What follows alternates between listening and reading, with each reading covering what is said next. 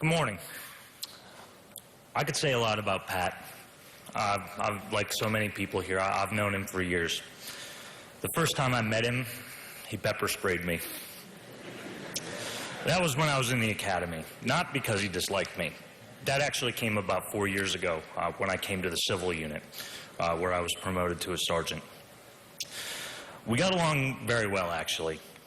The first thing he told me when I got there was that the DFCs actually run the unit. We just likes to let the supervisors think they're in charge so that I'll keep the overtime flowing. I relied on him probably more than any other deputy in that unit. He had a lot of experience there, and he was very passionate about his job. He could be rough around the edges if you'd known him. I'm sure most people knew that about him. But he had the type of personality that everybody liked. He was easy to talk to. He could talk to anybody about anything. He knew a little something about just about everything. And maybe that's why we got along so well. Whether it be about wars, Ireland, hiking, wines, he knew about it, and he loved to talk. He could go on and on. He served his country and his community and the agency. As you know, he was in SRT for a long time and a proud member of the Honor Guard, and he also instructed.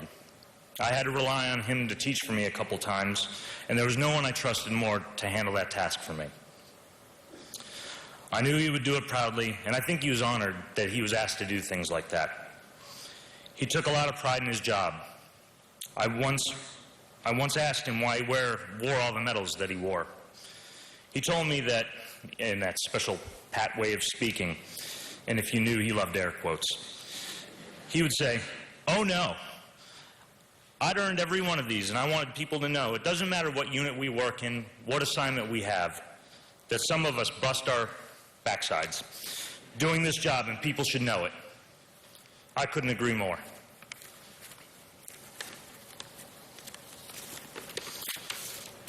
To his family and friends, I would like to say that Pat is the type of deputy we all strive to be. Yes, he was hardworking. Yes, he was very knowledgeable. And he was very proud to wear this uniform. But above all, he had honor. If we don't have honor, we don't have anything at all. And I think he understood that better than most. And while we're sad and we need to grieve, I want you to close your eyes and remember that squinty-eyed and all-teeth smile that Pat would give.